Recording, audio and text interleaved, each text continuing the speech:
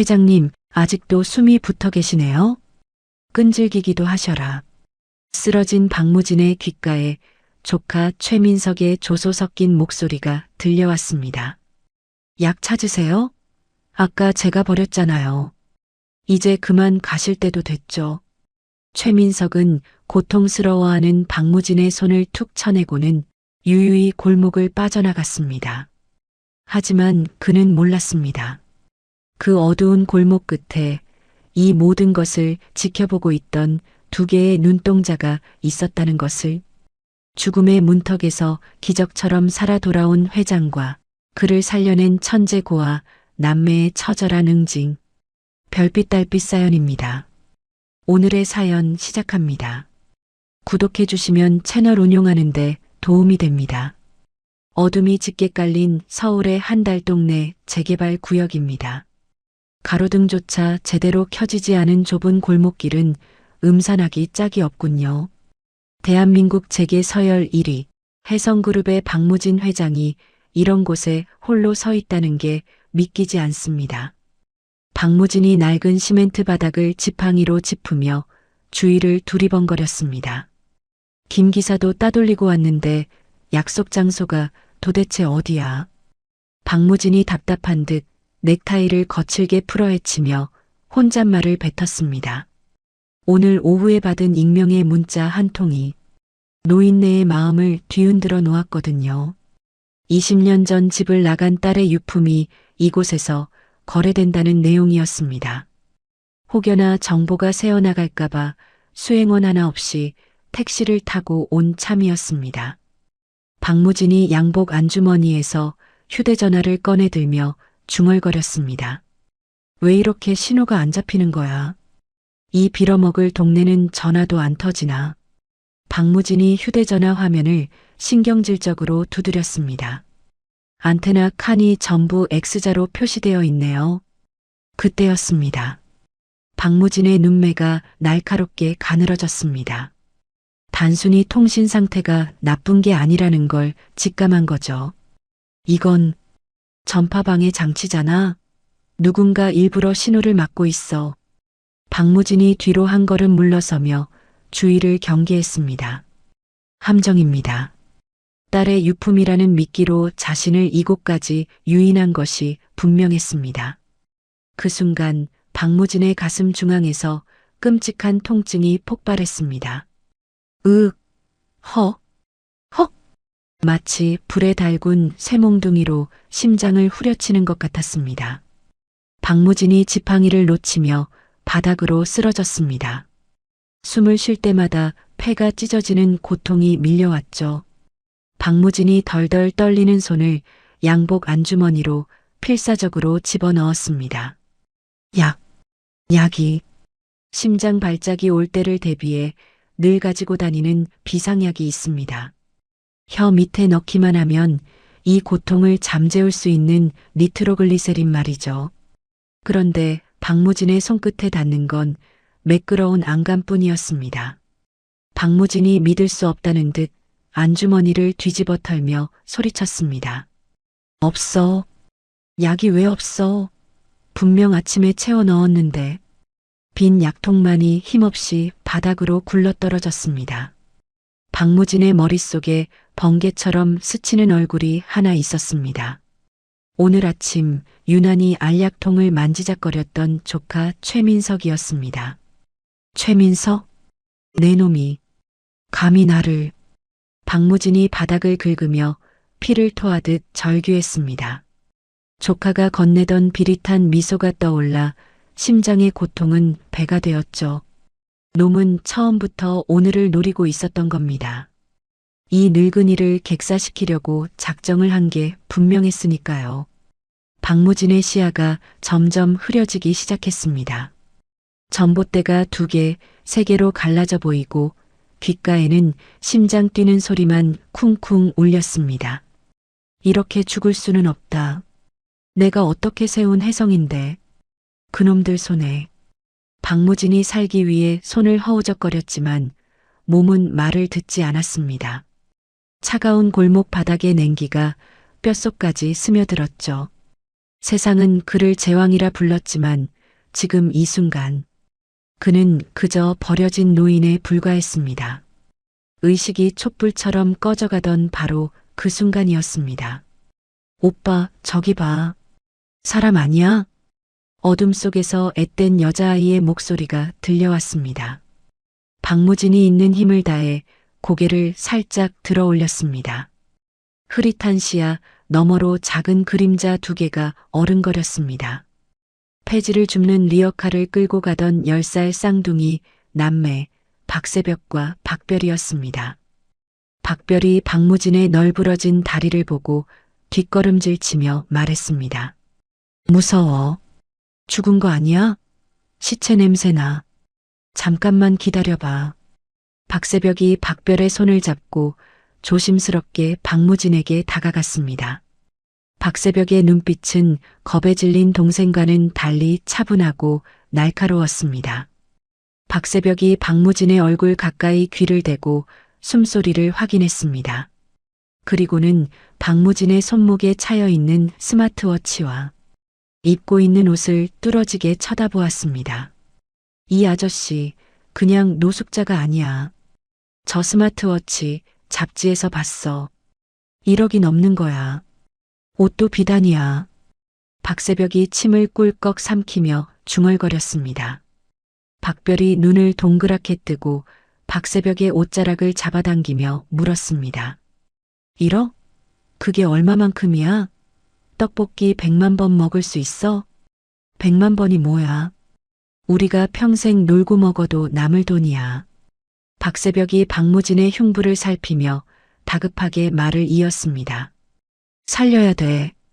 이 사람 살리면 우리 인생 펴는 거야. 사례금만 받아도 이 지긋지긋한 쪽방촌 탈출할 수 있어. 박무진은 아이들의 대화를 희미하게 들으며 생각했습니다. 돈. 그래, 내 돈을 줄 테니. 제발 나 좀 살려다오. 하지만 입 밖으로는 신음소리조차 나오지 않았습니다. 박새벽이 헌책방에서 주워 읽었던 의학 서적 내용을 머릿속으로 떠올렸습니다. 박새벽이 바닥에 무릎을 꿇으며 박별에게 소리쳤습니다. 별아, 너 저기 골목 입구에 가서 누구 오나 잘 봐. 덩치 큰 아저씨들 오면 바로 소리쳐야 해. 알았어. 근데 오빠 진짜 살릴 수 있어? 해봐야지. 돈이 눈앞에 있는데. 박별이 후다닥 골목 입구로 뛰어가고 박새벽은 박무진의 셔츠 단추를 거칠게 뜯어냈습니다. 창백하다 못해 파랗게 질린 노인의 가슴.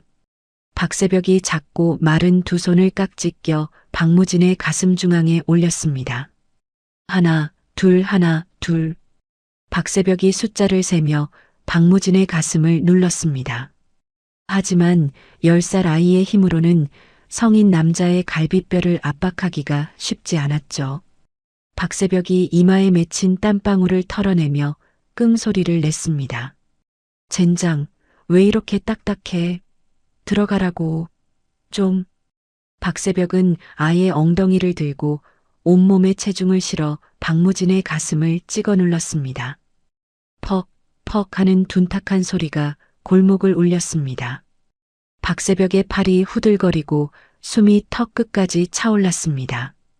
1분, 2분. 시간은 속절없이 흘러갔습니다. 망을 보던 박별이 발을 동동 구르며 외쳤습니다. 오빠, 빨리 좀 해. 무서워 죽겠단 말이야. 조용히 해. 집중 안 되잖아. 박새벽이 젖먹던 힘까지 짜내어 마지막 압박을 가했습니다. 일어나. 일어나라고. 돈보따리 할아버지. 그 간절함이 통했을까요? 멈췄던 박무진의 심장이 덜커덩거리며 다시 뛰기 시작했습니다. 쿠어. 박무진이 막혔던 숨을 한꺼번에 토해내며 크게 경련했습니다. 들이마신 공기가 폐부 깊숙이 들어오자 멈췄던 혈류가 다시 돌기 시작했습니다. 박무진이 감았던 눈을 번쩍 떴습니다. 아직 초점이 맞지 않아 세상이 빙글빙글 돌았지만 눈앞에 있는 아이의 얼굴만은 똑똑히 보였습니다. 땀에 젖은 앞머리와 자신을 내려다보는 그 강렬한 눈빛. 헉! 헉! 박무진이 거칠게 숨을 몰아쉬며 박새벽의 팔을 잡으려 했습니다. 하지만 손에 힘이 들어가지 않아 허공만 휘저었죠. 박새벽이 바닥에 털썩 주저앉으며 가쁜 숨을 내쉬었습니다. 하, 살았다. 살렸어, 내가. 박새벽이 떨리는 손으로 이마의 땀을 닦아냈습니다.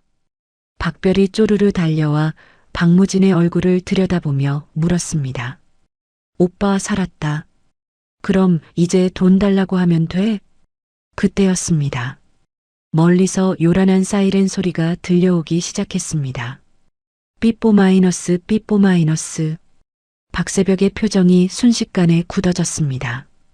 경찰이나 구급대가 오면 복잡해집니다. 고아인 자신들이 현장에 있다가는 오히려 범인으로 몰리거나 귀찮은 조사에 시달릴 게 뻔했거든요. 별아, 튀어야 돼. 경찰 오고 있어. 그럼 돈은? 그냥 가. 지금 있으면 파출소 끌려가. 나중에 청구해야지. 박새벽이 재빨리 박무진의 손목을 낚아챘습니다. 그리고는 박무진이 차고 있던 억대 호가의 스마트워치를 풀어버렸습니다. 이거라도 챙겨. 이게 보증수표야. 박무진은 멀어져가는 의식 속에서도 자신의 손목 시계가 풀리는 감각을 느꼈습니다. 안 돼. 가지 마라. 내 시계. 박무진이 쉰 목소리로 아이들을 불렀습니다. 기다려. 하지만 박새벽은 박별의 손을 잡고 뒤도 돌아보지 않고 뛰기 시작했습니다. 가자. 뛰어. 두 아이는 어둠 속으로 쏜살같이 사라졌습니다. 박무진은 멀어지는 아이들의 뒷모습을 보며 묘한 기시감을 느꼈습니다. 마지막 순간 마주친 그 아이의 눈빛. 20년 전 자신의 호적에서 파내라며 대들던 딸의 눈망울과 너무나 닮아 있었습니다. 설마. 박무진의 눈에서 뜨거운 눈물이 한 방울 주르륵 흘러내렸습니다. 골목 입구에 구급차 불빛이 번쩍이며 구급대원들이 들이닥쳤습니다. 환자분, 정신 차리세요. 들것 가져와. 빨리. 구급대원들이 박무진을 들어 올려 구급차에 실었습니다. 산소호흡기가 채워지고 구급차가 요란한 소리를 내며 병원으로 질주하기 시작했습니다. 박무진은 흔들리는 차 안에서 주먹을 꽉 쥐었습니다. 죽다 살아난 공포는 순식간에 차가운 분노로 바뀌고 있었습니다. 자신의 약통을 비워버린 놈. 오늘 밤 이곳으로 자신을 유인한 놈. 최민석? 전무. 내 이놈. 박무진이 산소 마스크 안에서 이를 갈며 중얼거렸습니다. 지옥 문턱까지 갔던 늙은 사자가 다시 눈을 떴습니다. 이제 사냥을 시작할 차례입니다. 박무진의 눈빛이 형형하게 빛났습니다. 내 반드시 찢어 죽인다.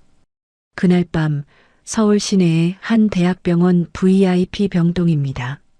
최고급 가죽 소파와 대리석 바닥으로 꾸며진 병실은 웬만한 호텔보다 화려했지만 코를 찌르는 소독약 냄새는 이곳이 생과 사의 경계임을 일깨워줍니다.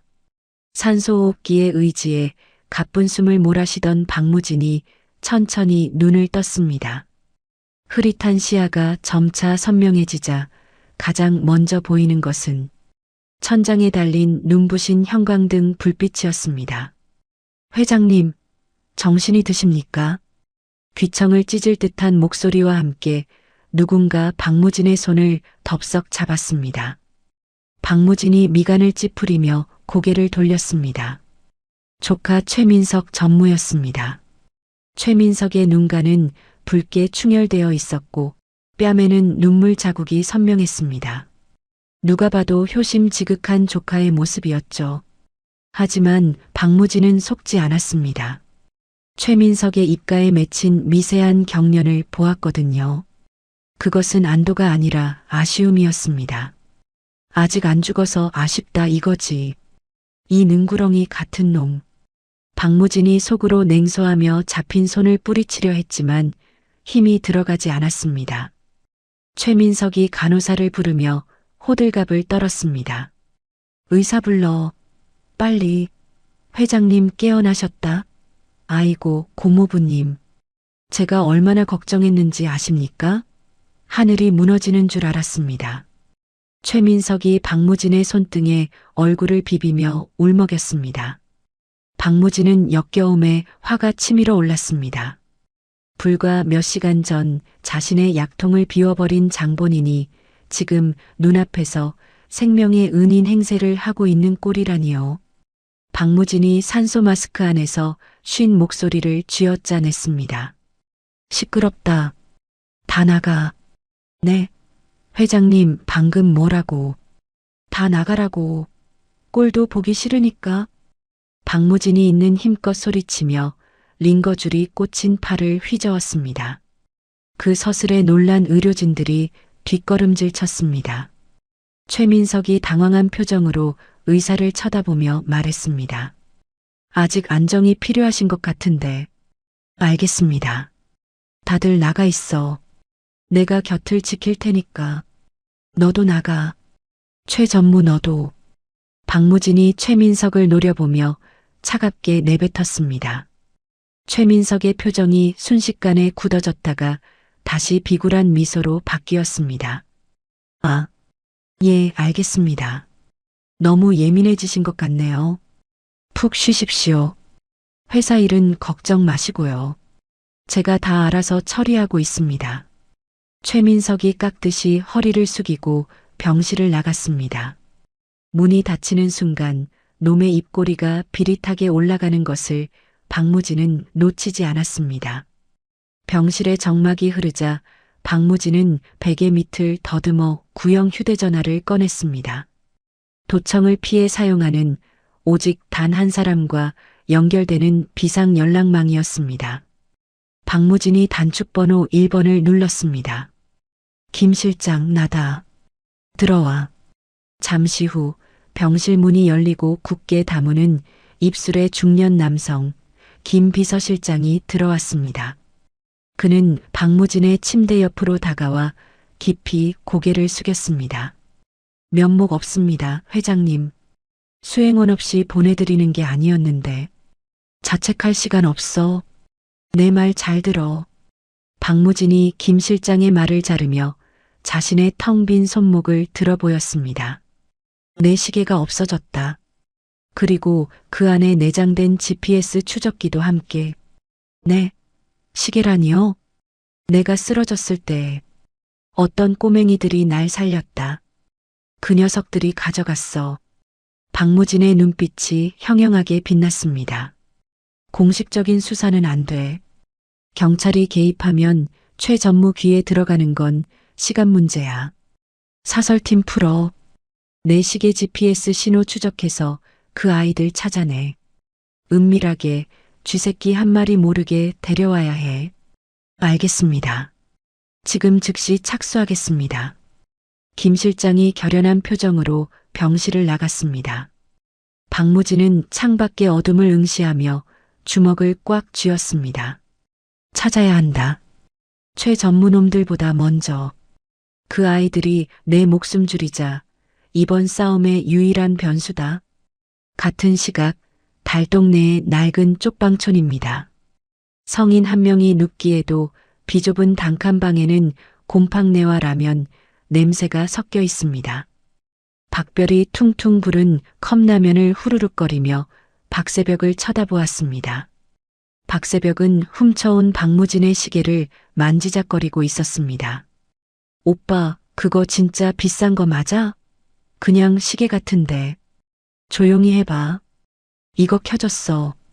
박새벽이 시계 화면을 터치하자 밝은 빛이 뿜어져 나왔습니다. 최고급 사양의 시계답게 화면은 선명했습니다. 잠금 패턴이 걸려 있었지만 박새벽은 화면에 묻은 지문 자국을 이리저리 비춰보더니 단 3번 만에 패턴을 풀어버렸습니다. 와, 풀렸다. 오빠 천재 아니야? 박별이 국물을 튀기며 환호했습니다. 하지만 박새벽의 표정은 점점 어두워졌습니다. 시계의 일정표와 메시지 기록을 훑어보던 박새벽의 손가락이 떨리기 시작했습니다. 오전 1000- 해성그룹 이사회 참석. 발신인 보안팀장 마이너스 회장님, 지시하신 구역의 CCTV 삭제 완료했습니다. 해성그룹. 박무진 회장. 박새벽이 나지막이 중얼거렸습니다. 뉴스에서나 보던 대한민국 최고의 부자. 우리가 살린 사람이 바로 그 사람이었습니다. 대박. 오빠, 우리 이제 부자 되는 거야? 그 할아버지가 우리 찾으면 사례금 엄청 주겠지? 박별이 김칫국부터 마시며 눈을 반짝였습니다. 그때였습니다. 스마트워치로 새로운 메시지 하나가 도착했습니다. 진동 소리가 좁은 방 안을 크게 울렸습니다. 발신인 보안팀장. 긴급 지령 목격자 제거. 현 시간부로 해당 구역 쥐새끼들 처리하십시오. 생포 필요 없음. 박새벽의 얼굴이 백지장처럼 하얗게 질렸습니다. 살해나 보상이 아니었습니다. 제거와 처리. 그들이 찾는 것은 생명의 은인이 아니라 회장의 약점을 쥔 목격자였습니다. 별아, 짐 싸지 마. 그냥 나가야 돼. 왜? 밥 먹다 말고. 그 사람들이 우리 죽이러 오고 있어. 지금 당장 튀어야 돼. 박새벽이 박별의 손에서 컵라면을 빼서 바닥에 내려놓았습니다. 박별이 영문을 모르겠다는 표정으로 박새벽을 쳐다보았습니다. 바로 그 순간이었습니다. 기잉 마이너스. 골목 입구에 검은색 세단 2대가 급정거하는 소리가 들렸습니다. 쪽방촌의 고요를 깨는 날카로운 소음이었습니다. 차 문이 열리고 덩치 큰 사내들이 우르르 내렸습니다. 그들의 손에는 쇠파이프와 야구 방망이가 들려 있었습니다.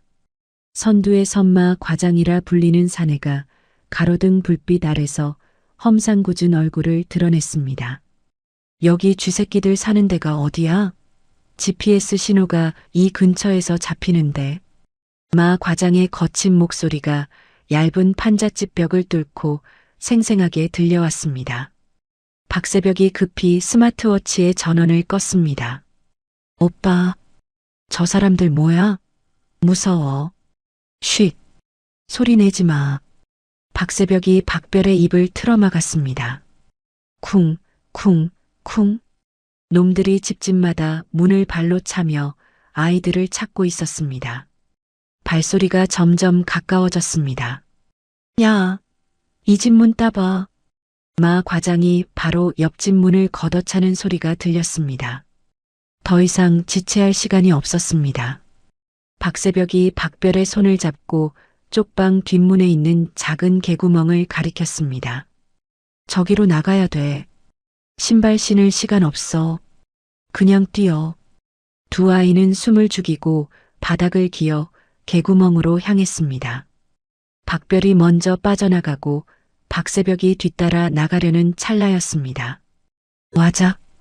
박새벽의 발이 바닥에 굴러다니던 빈 깡통을 밟고 말았습니다. 적막한 골목에 깡통 찌그러지는 소리가 천둥처럼 울려 퍼졌습니다. 거기 누구야? 마 과장이 귀신같이 소리난 쪽을 돌아보았습니다. 개구멍 틈으로 박새벽과 눈이 마주쳤습니다. 마 과장의 눈이 번들거렸습니다. 욕 있네? 쥐새끼들. 마 과장이 쇠파이프를 고쳐 쥐며 달려들었습니다. 뛰어. 별아. 뒤도 돌아보지 말고 뛰어. 박새벽이 소리치며 박별의 손을 낚아채 달리기 시작했습니다. 미로 같은 쪽방촌 골목. 익숙한 길이었지만 뒤따라오는 어른들의 속도는 너무나 빨랐습니다. 숨이 턱 끝까지 차오르고 심장이 터질 것 같았습니다. 쫓아오는 발자국 소리가 점점 늘어났습니다. 거기 안 서. 잡히면 다리를 분질러 놓을 테니까. 뒤에서 들려오는 협박에 박별이 겁에 질려 비명을 질렀습니다. 막다른 골목이 나타났습니다. 높은 담벼락이 앞을 가로막고 있었습니다. 오빠, 어떡해. 길이 없어. 올라가. 내가 받쳐줄게. 박새벽이 쪼그려 앉아 등을 내밀었습니다. 박별이 오빠의 등을 밟고 담벼락 위로 기어 올랐습니다. 하지만 박새벽이 올라가려는 순간 마 과장의 손이 박새벽의 발목을 낚아챘습니다. 잡았다, 이 새끼. 마 과장이 비릿하게 웃으며 박새벽을 바닥으로 내동댕이 쳤습니다. 박새벽이 바닥에 구르며 신음했습니다. 마 과장이 쇠파이프를 높이 쳐들었습니다. 어린 놈들이 제법인데? 회장님이 아주 보고 싶어 하신다. 절체절명의 순간 담벼락 위에 있던 박별의 눈이 맹수처럼 번뜩였습니다. 박별의 손에는 어느새 옆집 장독대에서 훔친 고춧가루 바구니가 들려 있었습니다. 우리 오빠 건드리지 마. 박별이 소리치며 고춧가루를 마 과장의 얼굴을 향해 냅다 뿌렸습니다. 으악, 내 눈. 아.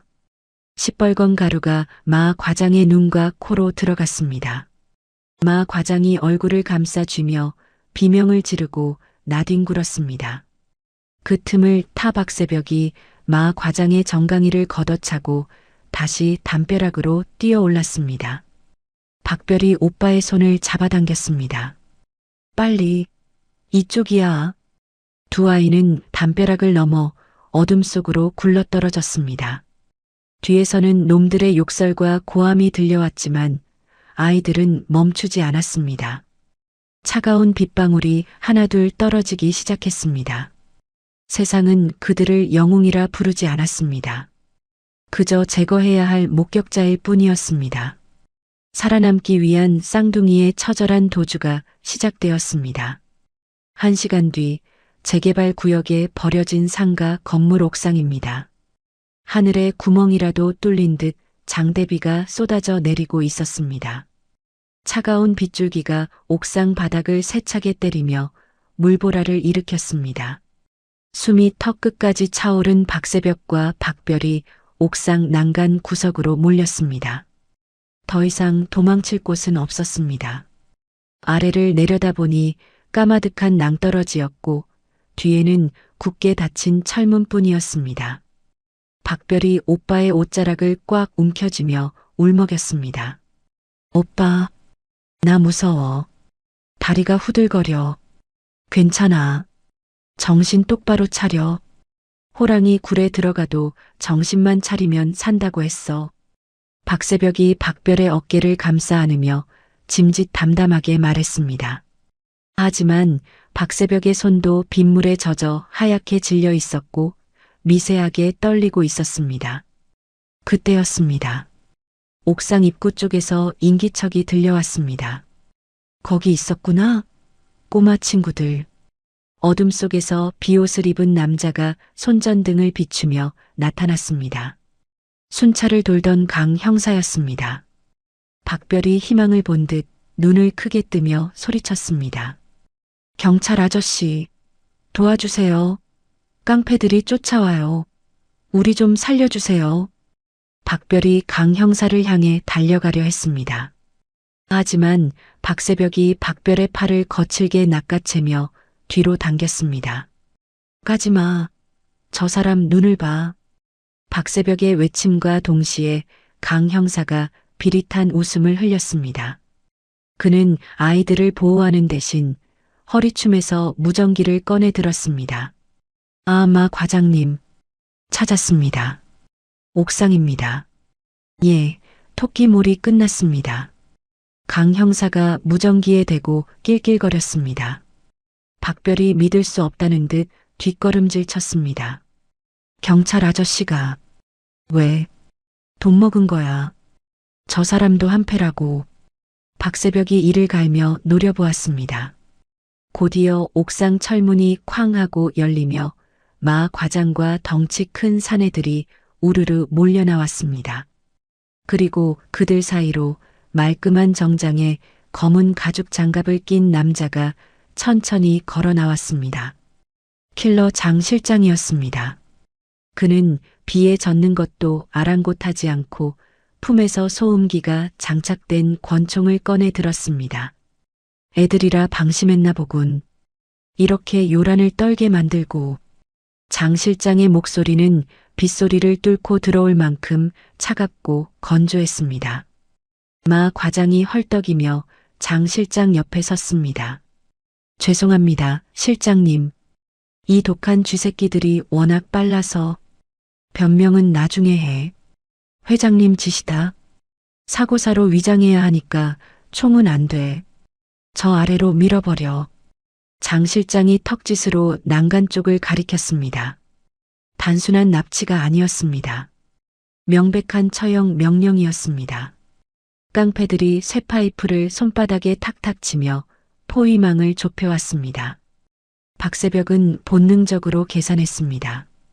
도망칠 확률 0%, 싸워서 이길 확률 0%, 남은 방법은 단 하나뿐이었습니다. 도박을 해야 해. 박새벽이 주머니 속에 감춰둔 박무진의 스마트워치를 꽉 쥐었습니다. 아까 해킹하면서 봤던 목격자 제거라는 메시지. 그건 박무진이 보낸 게 아니라 박무진을 조종하거나 사칭하는 누군가가 보낸 게 분명했습니다. 노인의 눈빛. 살려달라고 애원하던 그 절박한 눈빛은 가짜가 아니었으니까요. 할아버지, 당신이 진짜 회장이라면 제발. 박새벽이 떨리는 손가락으로 스마트워치의 전원 버튼을 길게 눌렀습니다. 화면이 켜지고 긴급 호출 SOS 아이콘이 붉게 빛났습니다. 박새벽이 눈을 질끈 감고 버튼을 눌렀습니다. 장 실장이 권총을 겨누며 한 걸음 다가왔습니다. 마지막으로 할 말 있나? 어린 친구들. 오지 마. 가까이 오면 다 같이 죽는 거야. 박새벽이 바닥에 굴러다니던 깨진 유리 조각을 집어들고 허공을 휘둘렀습니다. 하지만 장 실장은 코웃음을 쳤습니다. 귀엽네. 편하게 보내주려고 했는데. 장 실장이 방아쇠에 손가락을 걸었습니다. 탁 마이너스. 둔탁한 파열음이 빗소리에 묻혔습니다. 총알은 박새벽의 발치 앞 시멘트 바닥을 박살냈습니다. 위협 사격이었습니다. 박별이 비명을 지르며 주저앉았습니다. 다음은 머리다. 움직이지 마.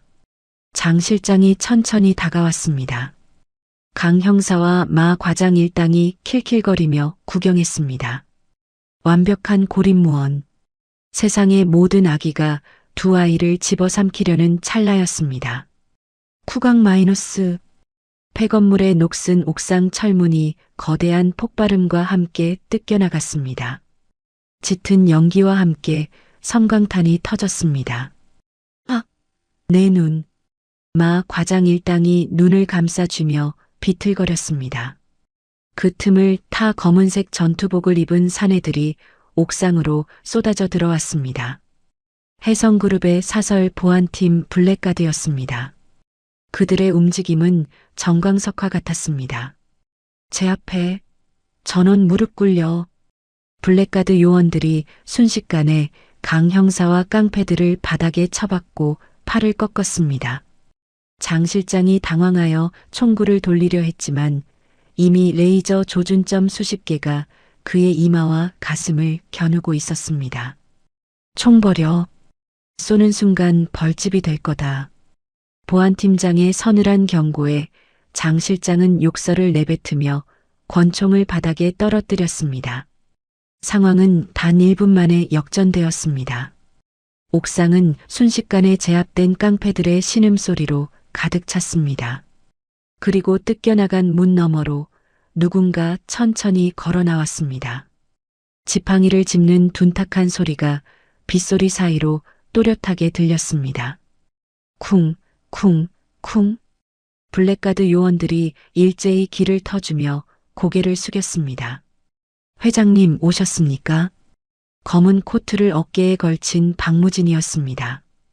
그의 얼굴은 병색이 완연했지만 눈빛만큼은 사람을 얼어붙게 할 정도로 서슬퍼랬습니다.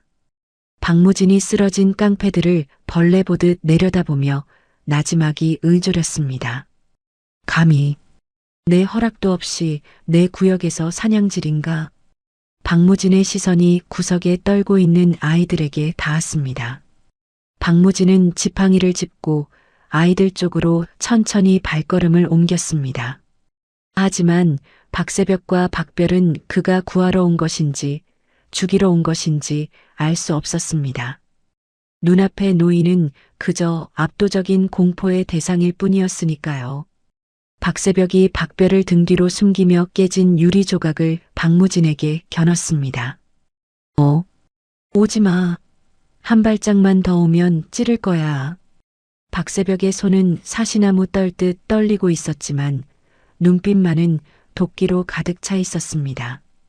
박무진은 그 눈빛에서 멈칫했습니다. 20년 전 자신에게 대들던 딸의 모습이 겹쳐 보였기 때문입니다.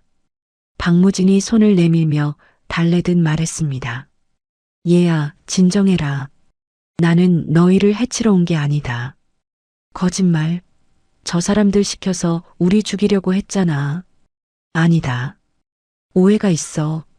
일단 그 유리는 내려놓고. 박무진이 한 걸음 더 다가서자 박별이 뒷걸음질 치다 빗물이 고인 웅덩이를 밟고 미끄러졌습니다. 박별이 엉덩방아를 찌우며 넘어졌습니다. 그 충격으로 낡은 티셔츠 목기 속에 숨겨져 있던 은색 물건이 툭 하고 튀어나왔습니다. 빗물에 젖어 반짝이는 펜던트, 덜 닫힌 로켓이 열리며 그 안에 새겨진 작은 사진이 박무진의 시야에 들어왔습니다. 박무진의 동공이 지진이라도 난 듯 격렬하게 흔들렸습니다. 박무진은 지팡이를 놓치는 줄도 모르고 그 자리에 털썩 무릎을 꿇었습니다. 흙탕물이 튀어 비싼 양복 바지를 적셨지만 그는 개의치 않았습니다. 그것은 세상에 단 하나뿐인 물건이었습니다. 20년 전 딸의 10살 생일에 박무진이 직접 보석 세공사를 불러 디자인했던 백금 로켓 목걸이. 뒷면에는 해성그룹의 문양과 딸의 이니셜 S, H가 선명하게 새겨져 있었습니다. 박무진의 떨리는 손이 허공을 더듬었습니다. 아가, 그 목걸이 어디서 났느냐? 천하의 박무진 회장의 목소리가 물기에 젖어 덜덜 떨렸습니다. 박별은 겁에 질려 아무 말도 하지 못하고 딸꾹질만 했습니다. 박새벽이 넘어진 동생을 감싸 안으며 박무진을 노려보았습니다. 우리 엄마 거야. 건드리지 마. 엄마. 그 한마디가 박무진의 가슴을 비수처럼 꽂고 들어왔습니다. 죽은 줄로만 알았던, 영영 다시는 못 볼 줄 알았던 내 딸의 핏줄. 자신이 그토록 찾아 헤매던 생명의 은인이 실은 자신의 손주들이었다는 사실이 거대한 파도처럼 밀려왔습니다. 박무진은 가슴이 미어지는 것 같아 주먹으로 가슴을 쳤습니다. 박무진의 눈에서 뜨거운 눈물이 왈칵 쏟아져 내렸습니다. 빗물과 눈물이 섞여 주름진 뺨을 타고 흘러내렸습니다. 박무진이 무릎으로 기어가 아이들을 향해 팔을 벌렸습니다. 미안하다. 할애비가 늦었어. 정말 미안하다. 박새벽은 당황했습니다. 자신들을 죽이러 온 줄 알았던 무서운 회장이 갑자기 아이처럼 울고 있었으니까요. 박무진은 조심스럽게 부서질세라 아이들의 젖은 어깨를 감싸 안았습니다. 차가운 빗속에서 끊어졌던 혈연의 온기가 20년 만에 다시 이어지는 순간이었습니다. 찾았다. 드디어 찾았어. 박무진은 아이들을 품에 안고 한참을 오열했습니다. 멀리서 지켜보던 김 실장과 블랙가드 요원들도 숙연해져 고개를 숙였습니다. 잠시 후 박무진이 고개를 들었습니다. 눈물은 빗물에 씻겨 내려갔지만 눈빛은 그 어느 때보다 차갑게 불타오르고 있었습니다. 그는 바닥에 제압된 장 실장과 강 형사, 그리고 과장 일당을 천천히 훑어보았습니다. 잘 들어라. 박무진의 낮은 목소리가 옥상에 울려 퍼졌습니다. 오늘 내 아이들을 건드린 놈들, 살아서 나간 걸 후회하게 만들어주마. 박무진이 자신의 코트를 벗어 덜덜 떨고 있는 박새벽과 박별에게 덮어주었습니다. 가자, 집으로. 박무진은 아이들의 손을 꼭 잡고 일어섰습니다. 박새벽은 박무진의 크고 투박한 손에서 느껴지는 온기에 묘한 안도감을 느꼈습니다. 세 사람은 빗속을 뚫고 대기 중인 리무진으로 향했습니다. 박무진의 등 뒤로 번개가 치며 거대한 그림자가 아이들을 덮어주었습니다. 이제 이 아이들을 건드리는 자는 이 나라의 제왕을 적으로 돌리게 될 것입니다. 서울 한남동, 높은 담벼락으로 둘러싸인 해성그룹 본가입니다. 육중한 철문이 스르르 열리고 박무진의 리무진이 들어서자 도열에 있던 수십 명의 고용인이 허리를 90도로 숙였습니다. 대한민국 정재계 인사들도 함부로 발을 들이지 못하는 성역에 흙탕물로 범벅이 된 아이들이 들어선 것입니다. 차에서 내린 박무진은 박새벽과 박별의 손을 꼭 잡고 현관으로 들어섰습니다. 대리석 바닥에 아이들의 검은 발자국이 찍혔지만 박무진은 전혀 개의치 않았습니다. 김 비서실장이 당황한 기색을 감추며 다가왔습니다. 회장님, 주치의가 대기 중입니다. 바로 씻기고 검진부터 하시죠. 그래. 아주 꼼꼼하게 봐. 머리털 하나까지 다 검사해. 잠시 후 욕실에서 씻고 나온 아이들은 제 몸보다 큰 최고급 실크 잠옷을 입고 어색하게 서 있었습니다. 따뜻한 물과 비누 향기. 태어나서 처음 느껴보는 안락함에 박별은 연신 옷소매를 코에 대고 킁킁거렸습니다. 하지만 안락함도 잠시, 검진 결과를 들고 온 주치의의 표정은 어두웠습니다. 주치의가 차트를 넘기며 조심스럽게 입을 열었습니다. 회장님, 아이들 상태가 생각보다 좋지 않습니다. 상태라니? 어디가 아픈 건가? 영양실조는 기본이고 성장 발육도 또래보다 2년은 늦습니다. 무엇보다 주치의가 말을 잇지 못하고 박새벽의 등 뒤를 가리켰습니다. 박무진이 다가가서 박새벽의 잠옷 상의를 살짝 들춰보았습니다. 박무진의 눈이 커다랗게 흔들렸습니다. 아이의 등에는 오래전 끓는 물에 댄 듯한 화상 흉터가 흉측하게 남아 있었습니다. 박별의 팔뚝에도 무언가에 맞아서 생긴 자잘한 흉터들이 가득했습니다. 이게 다 뭐냐? 박무진이 떨리는 손으로 흉터를 어루만지려 하자 박새벽이 움찔하며 몸을 피했습니다. 아직 어른의 손길이 두려운 것입니다.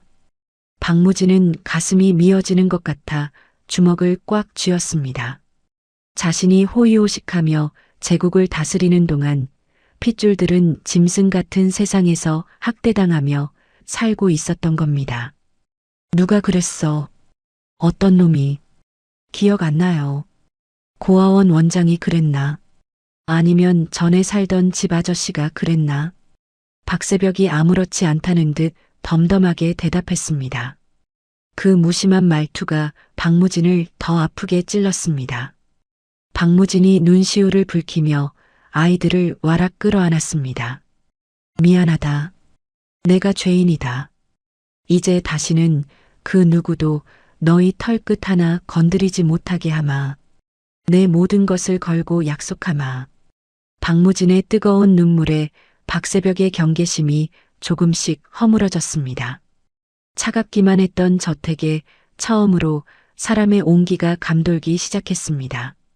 다음 날 아침입니다. 평소라면 쥐 죽은 듯 고요해야 할 식당이 시끌벅적했습니다. 식탁 위에는 셰프가 새벽부터 준비한 12첩 반상이 차려져 있었습니다. 한우 갈비찜, 전복죽, 갓 구운 생선구이까지. 박별은 눈이 휘둥그레져서 입을 다물지 못했습니다.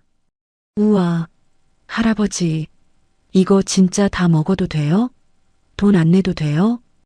허허, 그럼 다 내 것이다. 먹고 싶은 게 있으면 뭐든 말만 해라. 주방장이 다 만들어줄 테니. 박무진이 흐뭇하게 웃으며 대답했습니다. 박별이 갈비찜을 손으로 집어들고 뜯기 시작했습니다.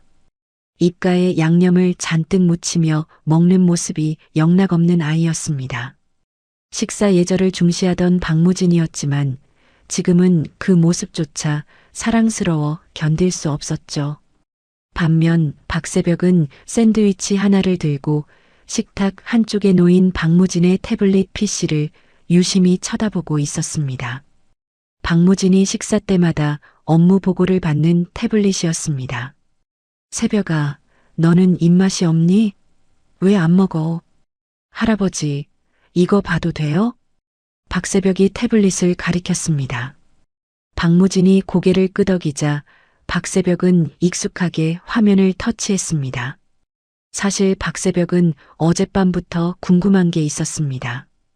이 노인이 정말 자신들을 가족으로 생각하는지 아니면 그냥 불쌍해서 걷어준 건지 확인하고 싶었거든요. 박새벽이 사진첩 앱을 열었습니다. 화면에는 낡은 필름 사진을 스캔한 파일들이 가득했습니다. 젊은 시절의 박무진이 어린 딸을 안고 환하게 웃고 있는 사진들, 그리고 가장 최근 날짜로 저장된 메모 하나가 눈에 들어왔습니다. 보고 싶구나, 수연아. 오늘도 네가 좋아하던 풀이지어 꽃을 샀다. 못난 아비를 용서해다오. 박새벽의 손가락이 멈췄습니다. 수연, 자신의 엄마 이름이었습니다. 날짜는 박무진이 쓰러지기 바로 전날이었습니다. 이 할아버지는 20년 동안 하루도 빠짐없이 엄마를 그리워하고 있었던 겁니다. 박새벽이 고개를 들어 박무진을 바라보았습니다. 박무진은 박별의 입가에 묻은 양념을 닦아주고 있었습니다. 그 눈빛은 연기가 아니었습니다. 진짜였습니다. 나쁜 사람은 아니야. 우리 할아버지가 맞아. 박새벽이 안도하며 태블릿 화면을 넘기려던 찰나였습니다. 이상한 점이 발견되었습니다. 사진첩 뒤로 정체를 알 수 없는 검은색 코드가 뱀처럼 기어다니고 있었거든요.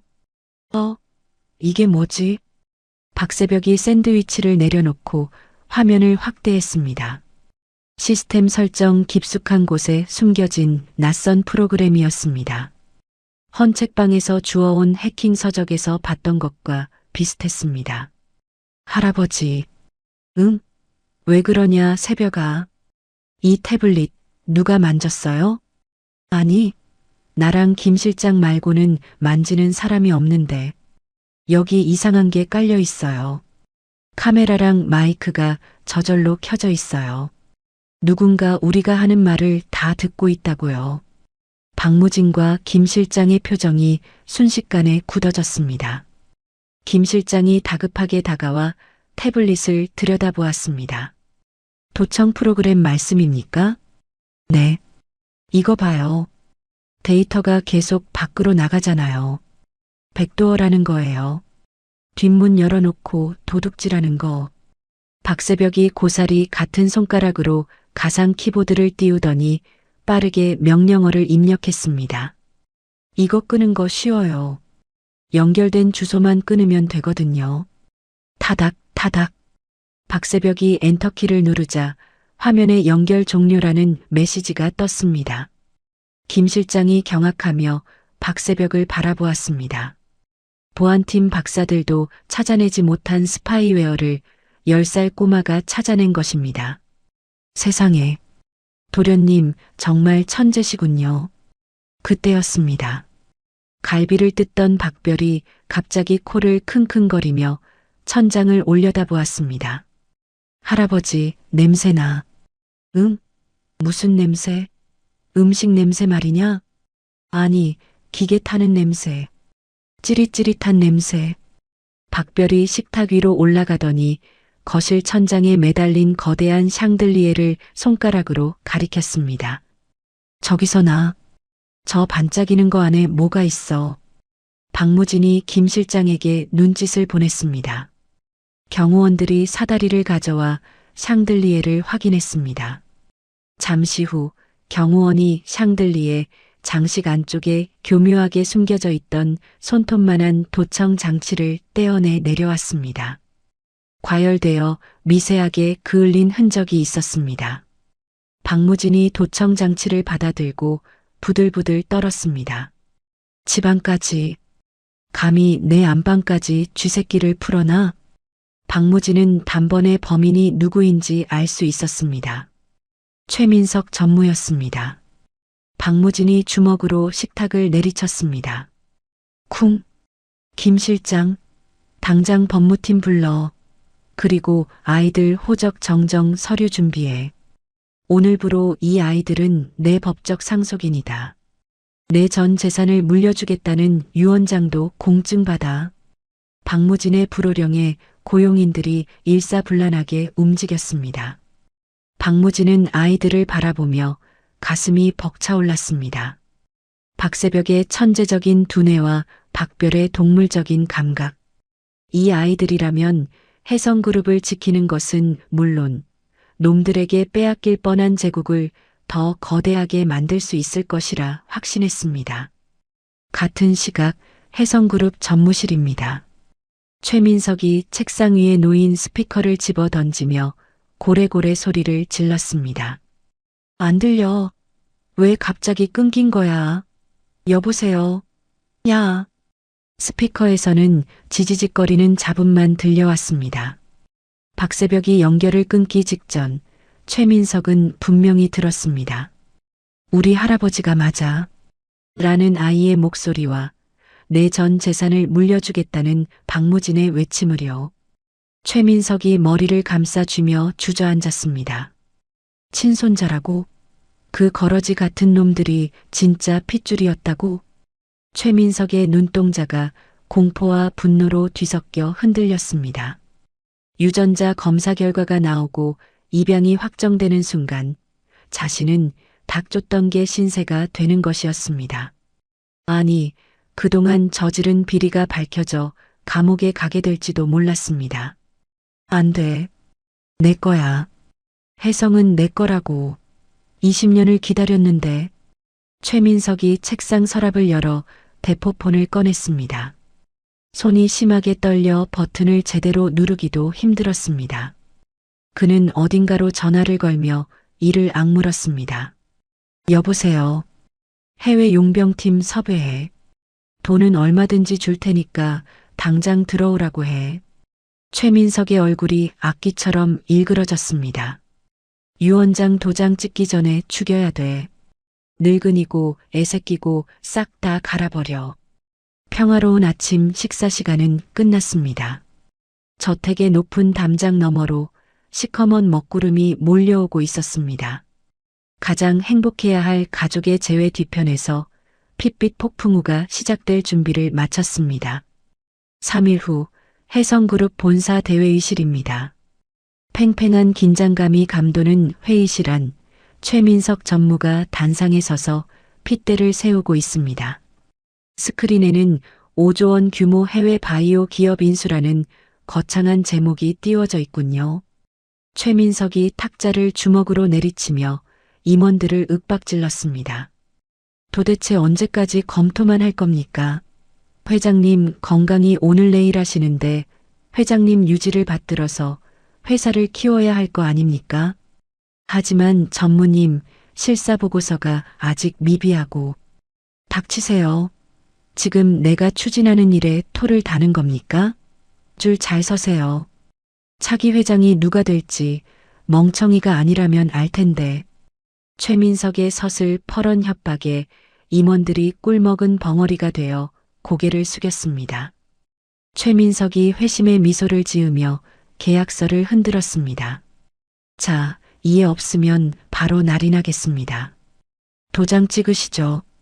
최민석이 펜을 들고 계약서에 서명하려는 순간이었습니다. 쾅! 육중한 회의실 문이 활짝 열리며 쩌렁쩌렁한 목소리가 울려 퍼졌습니다. 그 도장 당장 멈추게. 임원들이 쏘스라치게 놀라 자리에서 일어났습니다. 말끔한 정장을 차려입은 박무진 회장이 지팡이를 짚고 당당하게 들어오고 있었습니다. 그리고 그의 양옆에는 작은 신사 박새벽과 예쁜 원피스를 입은 박별이 나란히 서 있었습니다. 회장님? 병원에 계셔야 할 분이 여긴 어떻게? 최민석의 얼굴이 사색이 되었습니다. 박무진이 아이들의 어깨에 손을 올리며 여유롭게 미소 지었습니다. 내 특별 보좌관들의 의견을 아직 안 듣지 않았나? 5조 원짜리 쇼핑을 하는데 주인 허락도 없이 하면 쓰나? 보좌관이라니요? 이 어린애들을 데리고 지금 속꿉 장난하십니까? 이곳은 신성한 이사회입니다. 최민석이 악을 쓰며 반발했습니다. 하지만 박무진은 눈 하나 깜짝하지 않고 박새벽에게 고개를 끄덕였습니다. 새벽아, 보여드려라. 박새벽이 주눅 들지 않고 단상으로 걸어나갔습니다. 박새벽은 손에 들고 있던 박무진의 태블릿 PC를 회의실 메인 시스템에 연결했습니다. 화면이 바뀌고 인수대상이라는 해외 공장의 위성 사진이 띄워졌습니다. 아저씨들, 이거 보세요. 이상하지 않아요? 박새벽이 고사리 같은 손가락으로 화면을 확대하며 또랑또랑한 목소리로 말했습니다. 이 공장 24시간 풀가동 중이라면서요. 그런데 굴뚝에 연기가 하나도 없어요. 그리고 직원 주차장을 보세요. 차가 한 대도 없잖아요. 유령이 일어나요? 임원들이 웅성거리기 시작했습니다. 박새벽이 화면을 넘겼습니다. 이번에는 복잡한 재무제표가 나왔습니다. 그리고 여기 재무제표 34페이지랑 108페이지.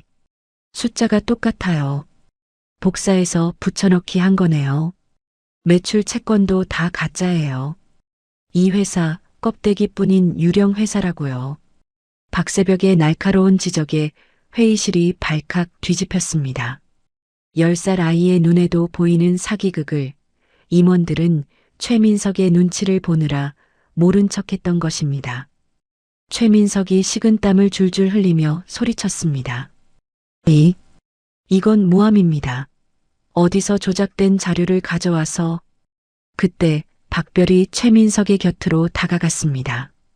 박별이 코를 킁킁거리며 최민석의 냄새를 맡더니 코를 움켜쥐고 얼굴을 찌푸렸습니다. 우에, 아저씨, 냄새나요. 냄새라니. 내가 얼마나 깨끗한 사람인데. 아니요. 썩은 냄새 나요. 거짓말쟁이 냄새요. 그리고 엄청 무서워하고 있는 겁쟁이 냄새도 나요.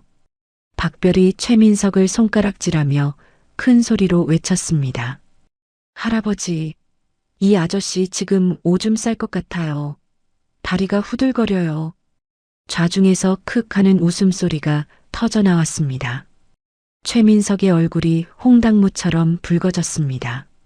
천재적인 팩트 폭격과 동물적인 본능의 일침. 두 아이의 협공에 최민석은 완전히 무너져 버렸습니다. 박무진이 지팡이로 바닥을 쿵 찍으며 엄명을 내렸습니다. 인수권은 전면 백지화한다.